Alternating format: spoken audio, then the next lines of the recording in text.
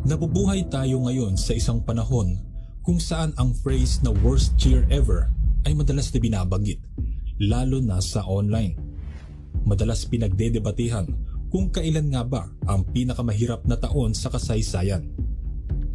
Ayon sa iba, isa sa posibleng sagot ay ang taong 2020, kung kailan sinubok tayo ng pandemya na nag-iwan ng kabuuang at least 3 million deaths sa buong mundo, ayon sa datos ng World Health Organization. May mga nagsasabi ring ang worst year ay noong 1349 nang lipulin ng Black Death ang higit kalahati ng Europa. O di kaya naman ay noong 1918, ang taon kung kailan nagtapos man ang unang digmaang pandaigdig, ay lumaganap naman ang flu na pumatay ng 50 hanggang 100 milyong mga tao sa buong Europa, Asya at maging sa Estados Unidos.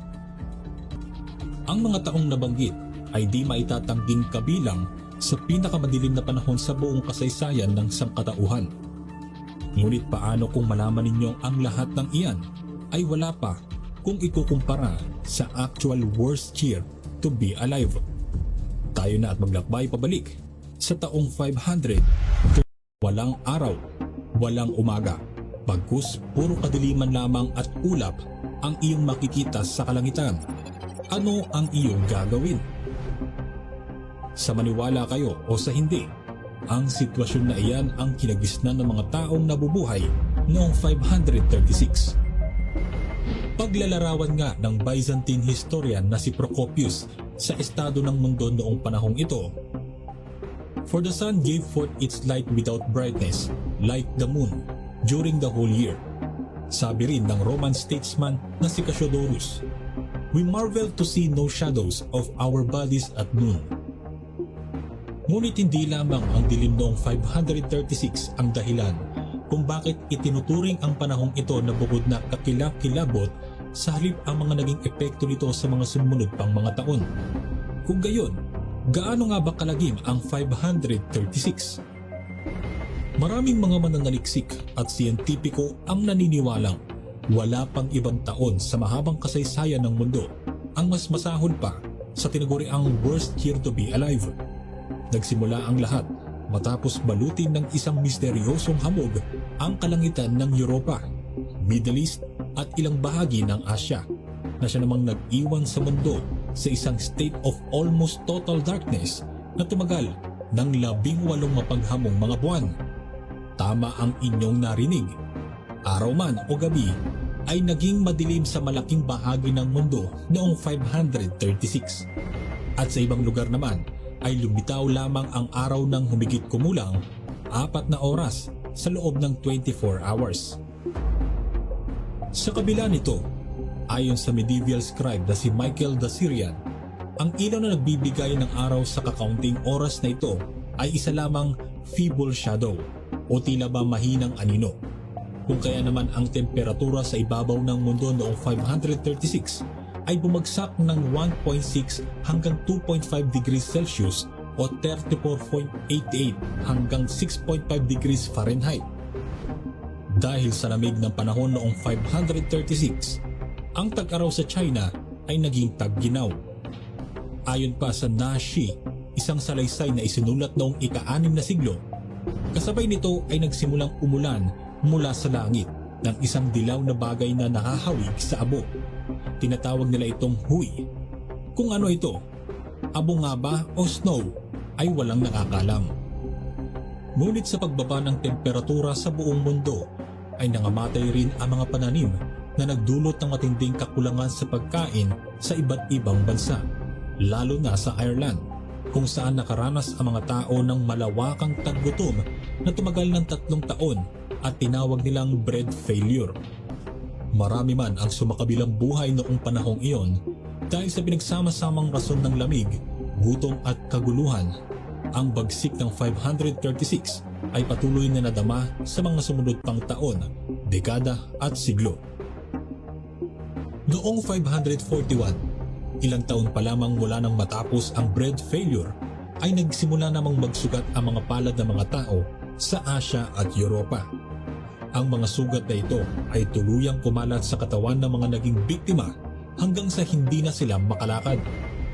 Di kalaunan, ito ay naging isang ganap na epidemya na tinatawag na The Plague of Justinian. Ang epidemyang Justinian ay kumitil ng buhay ng 50 milyong tao at ang taggutom na dala pa rin ng mga pangyayari noong 536 ay lalong nagpapahina sa nooy papalubog ng Byzantine Empire dahil sa bubonic plague. Itinuturing rin ng mga taga-Moche civilization sa Peru ang taong 536 bilang isang hindi malilimutang taon. Ang kultura ng Moche ay dating makapangyarihan sa lugar dahil sa sopistikadong sistema ng irigasyon at dedikasyon nito sa pangingisda. Ang kaunlaran ng kanilang bansa ay nakasalalay rin sa kanilang husay at agrikultura. Ngunit dahil sa matinding pagbaha na dulot ng pagkatunaw ng mga yelong na buo noong balutin ng kadiliman ang mundo taong 536, lubhang nabawasan ang kapasidad ng mga taga-Moche na gumawa ng sapat na pagkain upang sana ay mapanatili ang kanilang populasyon. Ang lahat ng ito ang naging dahilan kung bakit, ayon sa historian, archaeologist at chair ng Harvard University Initiative for the Science of the Human Past na si Michael McCormick, ang taong 536 ang beginning of one of the worst periods to be alive, if not the worst year. Nangyari pa man din ito sa kalagitnaan ng Dark Ages, isang panahon na markado na rin ng economic, intellectual at cultural decline.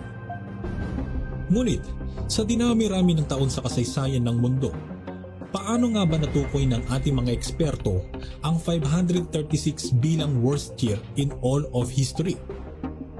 Isa sa kanilang mga naging pamamaraan ay ang pagsusuri sa mga fragment ng lava mula sa isang Icelandic na bulkan. Mga lava na napreserba sa gitna ng isang Swiss glacier na mula pa noong taong 536.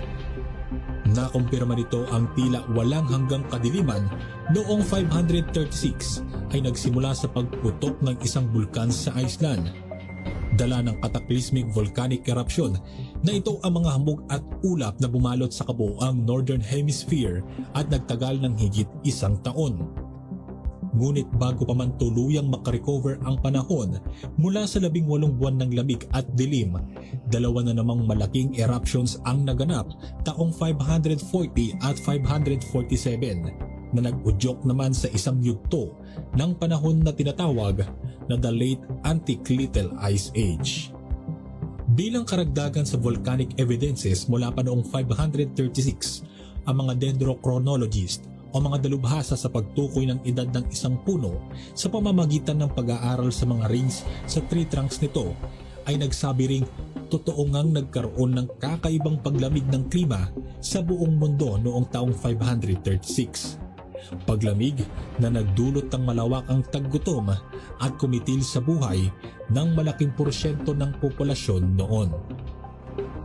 Kung nagustuhan mo